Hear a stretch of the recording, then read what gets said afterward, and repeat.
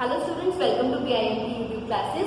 MBA first year का आपका subject है ऑपरेशन मैनेजमेंट। उसमें हम अपना नेक्स्ट टॉपिक कर रहे हैं जो है हमारा प्रोडक्टिविटी का। फर्स्ट लेक्चर में, प्रीवियस लेक्चर में हमने ऑपरेशन मैनेजमेंट की इंट्रो की थी कि उसका क्या मीनिंग होता है, उसकी क्या इंपॉर्टेंस होती है, क्या सिग्निफिकेंस होता है उसका, और साथ ही साथ हमने डिफरेंस किया था प्रोडक्शन और ऑपरेशन मैनेजमेंट का। इस लेक्चर में हम प्रोडक्टिविटी के बारे में पढ़ेंगे कि प्रोडक्टिविटी आखिर होती क्या है। प्रोडक्टिविटी क्या होता है? इनपुट और आउटपुट, मतलब इनपुट जब हम लगाते हैं और उसे जब प्रोसेस करते हैं तो जो लास्ट एंड रिजल्ट हमारा जो आउटपुट होता है उसे हम क्या बोलते हैं? प्रोडक्टिविटी। तो productivity is an overall measure of the ability to produce a good or service. Overall क्या है? एक मेजर है जिससे हम गुड्स एंड सर्विसेज को प्रोड्यूस होने के टाइम पर जो पूरे एफर्ट्स करते हैं उसे हम क्या बोलते हैं? प्रोडक्टिविटी। की एक इनपुट से एक आउटपुट कितना इंक्रीज हुआ है, कितनी प्रोडक्टिविटी हुई है एक इनपुट से। ठीक है। More specifically productivity is the measure of how specified resources are managed to accomplish primary objectives as stated in terms of quantity and quality. Productivity may also be defined as an index that measures output relative to the input. Hence, there are two major ways to increase productivity. किस तरीके से productivity को increase कर सकते हैं? Increase the numerator. Numerator means output हमारा, और decrease the denominator. कि आप अपने इनपुट को कम कर दें और आउटपुट को ज्यादा से ज्यादा करने की कोशिश करें। Of course, a similar effect would be seen if both input and output increase, but output increase faster than input. की आउटपुट हमेशा ज्यादा होगा क्योंकि इनपुट में हम बहुत सारे फैक्टर्स लगाएंगे तब जाकर एक एंड रिजल्ट हमें सामने आएगा। तो इनपुट अगर हमारा मतलब हमेशा लोअर होता है आउटपुट से। एंड और if input and output decrease but input decrease faster than output. की अगर हम इनपुट और आउटपुट दोनों को इंक्रीज करेंगे तो हमारा आउटपुट है इनपुट से ज्यादा डिक्रीज हो मतलब इंक्रीज होगा। लेकिन अगर हम इनपुट और आउटपुट दोनों को डिक्रीज करेंगे तो हमारा जो इनपुट है वो जल्दी डिक्रीज हो जाएगा आउटपुट से। Organizations have many options for use of this formula: labor productivity, machine productivity, capital productivity, energy productivity and so on। ये सारी प्रोडक्टिविटी की टेक्निक्स ही हैं जिसमें हम प्रोडक्टिविटी को एनालाइज करते हैं कि कितनी प्रोडक्टिविटी आ रही है और ये किस टाइम पे, whether it is labour, whether is machine productivity, whether it is capital और एनर्जी प्रोडक्टिविटी, और किसी भी तरीके की प्रोडक्टिविटी हो सकती है। A productivity ratio may be computed for a single operation, a department, a facility, an organization or even an entire country। Productivity को हम एक सिंगल ऑपरेशन के रिगार्डिंग भी हम रेशियो की कंप्यूट कर सकते हैं, चाहे डिपार्टमेंट वाइज करें, चाहे फैसिलिटी वाइज करें, या ओवरऑल कंट्री की हम इसे कैलकुलेट करें। फैक्टर्स अफेक्टिंग प्रोडक्टिविटी, कौन कौन से ऐसे फैक्टर्स हैं जो हमारी प्रोडक्टिविटी को अफेक्ट करते हैं? तो फर्स्ट इज कंट्रोलेबल फैक्टर्स जिसे हम इंटरनल फैक्टर्स बोलते हैं। नेक्स्ट इज अनकंट्रोलेबल फैक्टर्स जिन्हें हम एक्सटर्नल फैक्टर्स कहते हैं।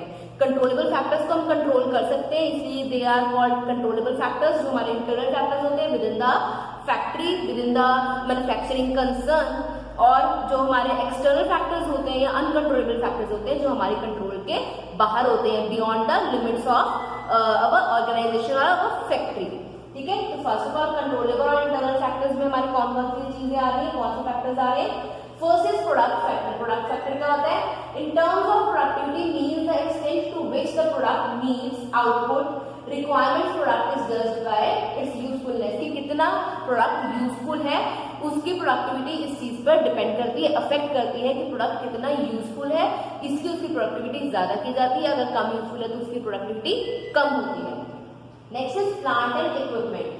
The increased availability of the plant through proper maintenance and reduction of idle time increases the productivity। कि अगर हम प्लांट की अवेलेबिलिटी को इंक्रीज करेंगे तो हमारे जो है प्रोडक्टिविटी भी इंक्रीज होगी। ठीक है, जब हम आइडल टाइम को रिड्यूस कर देंगे। Next is technology. Innovative and latest technology improves the productivity to a greater extent. Automation and information technology helps to achieve improvements in material handling, storage, communication system and quality control। कि जो technology होती है वो भी हमारा एक internal factor है जो हमारी प्रोडक्टिविटी को इंक्रीज करता है।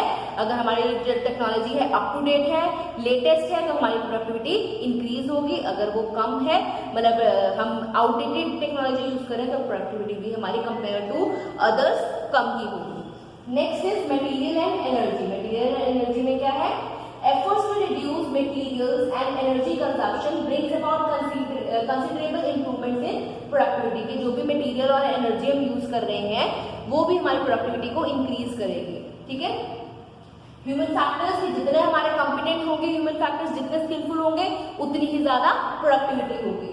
नेक्स्ट इज वर्क मेथड, किस तरीके का वर्क मेथड यूज कर रहे हैं किसी काम को करने का। जितना हमारा वर्क मेथड मोस्ट रिलायबल होगा उतनी ही ज्यादा प्रोडक्टिविटी इंक्रीज होगी हमारी।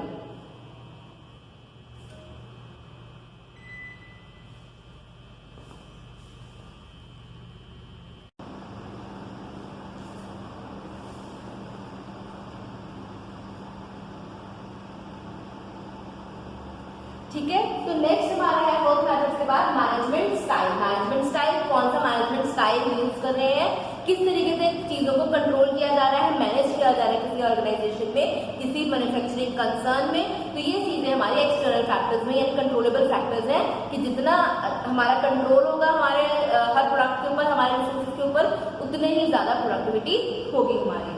तो उसके बाद हमारा नेक्स्ट है इसके अंदर अनकंट्रोलेबल या एक्सटर्नल फैक्टर्स, वो कौन से हैं।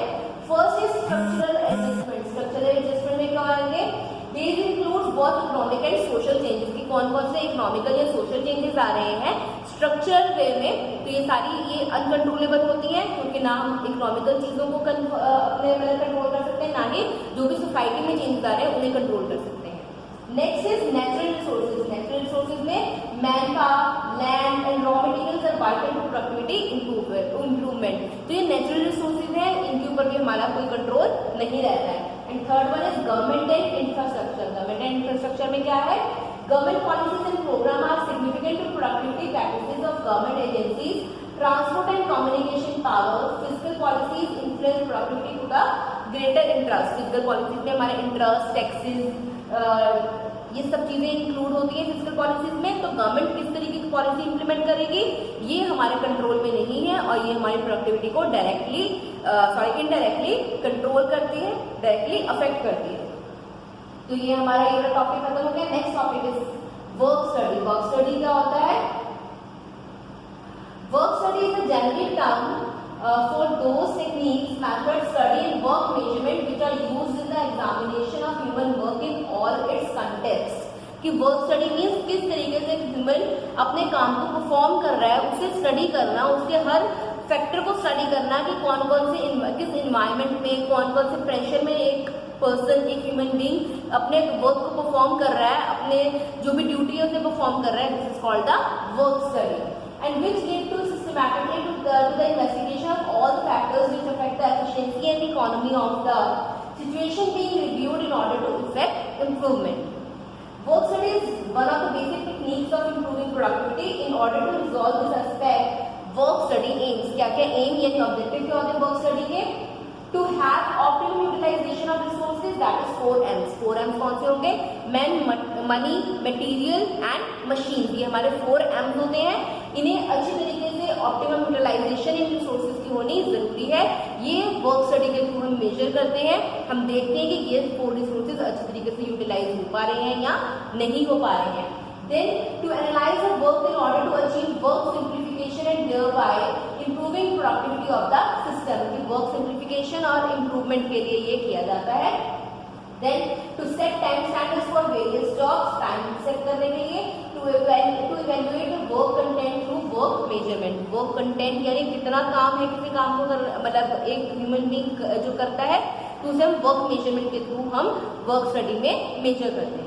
देन उसके बाद है रोल ऑफ वर्क स्टडी। ये एम से रोल उसकी क्या है वर्क स्टडी का, to eliminate unnecessary human movements, to standardize the method of doing a work, to determine the standard time for doing a task, to a systematic investigation of all factors, to minimize the unit cost of production, to minimize the material movement and operators movement, to utilize facilities such as land, machine and materials most effectively। तो ये role है, ये role के points भी easy से एक बार पढ़कर समझ में आने वाले पॉइंट्स हैं।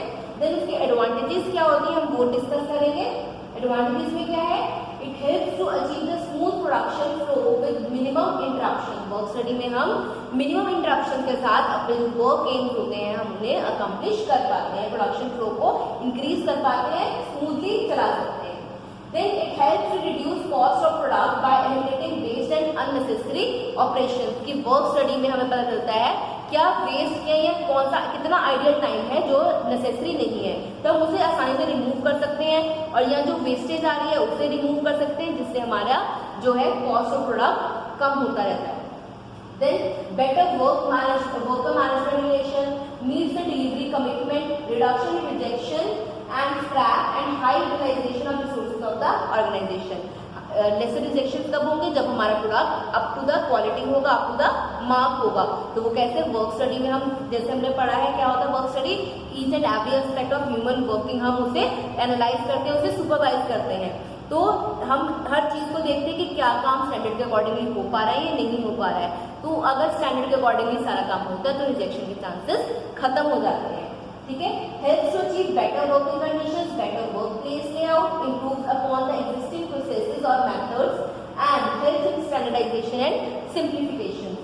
Helps to establish the standard time for an operation और job which has got application in manpower planning, production planning. तो ये सारी चीजें इसके एडवांटेजेस के पॉइंट्स हैं। नेक्स्ट हमारा जो टॉपिक है वो है वर्क मेजरमेंट। अभी हमने वर्क मेजरमेंट पढ़ा था कि वर्क मेजरमेंट के थ्रू हम अपने काम को अच्छी तरीके से वर्क स्टडी में ये इंपॉर्टेंट रोल प्ले करता है। तो वर्क मेजरमेंट क्या होता है ये हम डिस्कस करेंगे। Work measurement is concern with the determination of the amount of time required to perform a unit of work, कि कितना टाइम चाहिए किसी काम को परफॉर्म करने के लिए, उसे हम क्या बोलेंगे, work measurement. Work measurement is very important for promoting productivity of an organization. It enables management to compare alternate methods and also to do initial staffing. Work measurement provides basis for proper planning. कि अगर हमें पता है कि किसने कितना काम करना है तो हम अच्छे तरीके से प्लानिंग कर पाएंगे और प्रोडक्टिविटी को अपनी इंक्रीज कर पाएंगे। Since it is concerned with the measurement of time, it is also called time study. Time study आपने पढ़ा है कि एक काम को परफॉर्म करने में कितना टाइम लगता है, this is called the time study method. The exact examination of time is very essential for correct pricing.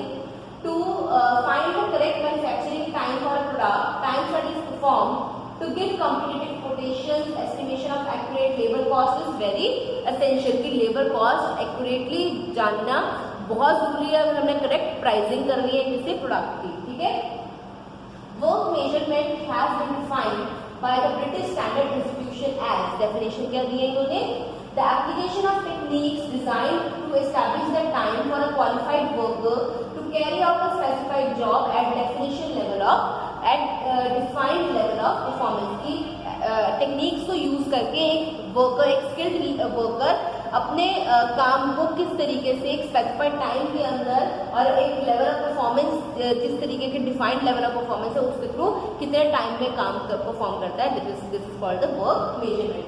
This time is called standard और अलॉट टाइम। तो इसे हम जो स्टैंडर्ड टाइम निकाला जाता है कैलकुलेशंस के लिए इसी तरीके से निकाला जाता है। टाइम स्टडी में also be defined as the art of observing and recording the time required to do each detailed element of an industrial operation. की हर काम को करने के लिए डिटेल तरीके से करने के लिए कितना टाइम चाहिए उसे हम टाइम स्टडी के थ्रू या वर्क मेजरमेंट के थ्रू निकाल सकते हैं, जिसे हम स्टैंडर्ड टाइम बोलते हैं। ऑब्जेक्टिव्स ऑफ वर्क मेजरमेंट क्या क्या ऑब्जेक्टिव्स हैं इसके, to compare the times of performance by alternative methods, to enable realistic schedule of work to be prepared, to arrive at realistic and fair incentive scheme, to analyze the activities for doing the job with a view to reduce or eliminate unnecessary jobs, to minimize the human effort। ये सारे इसके objectives के point है। To assist in the organization of labor by daily comparing the actual time with that of target time। Target time के साथ actual time को compare करके हम डेली उनकी परफॉर्मेंस को भी चेक कर सकते हैं। ये हमारा ऑब्जेक्टिव होते हैं। जहां पर भी हमें लगता है कि ज्यादा टाइम लग रहा है स्टैंडर्ड टाइम से, वहीं पर ही हम उसे टोक सकते हैं, उन्हें रोक सकते हैं कि आपको इतने टाइम के अंदर ही काम को परफॉर्म करना है। ठीक है, तो यूजेस क्या है वर्क मेजरमेंट के। Work measurement is used to planning work and in drawing out schedules. It is used to determine standard cost. It is used as an aid in preparing budgets. It is used in balancing production lines for a new products. Work measurement is used in determining machine effectiveness. ये सारे इसके usage हैं, इसके benefits हैं एक तरीके के। एक बार इसे पढ़ लीजिए, बहुत ही सिंपल लैंग्वेज में दिए गए हैं। नेक्स्ट है हमारा टेक्निक्स ऑफ वर्क मेजरमेंट। किस तरीके से हमारे टेक्निक्स कौन सी यूज होगी वर्क मेजरमेंट में।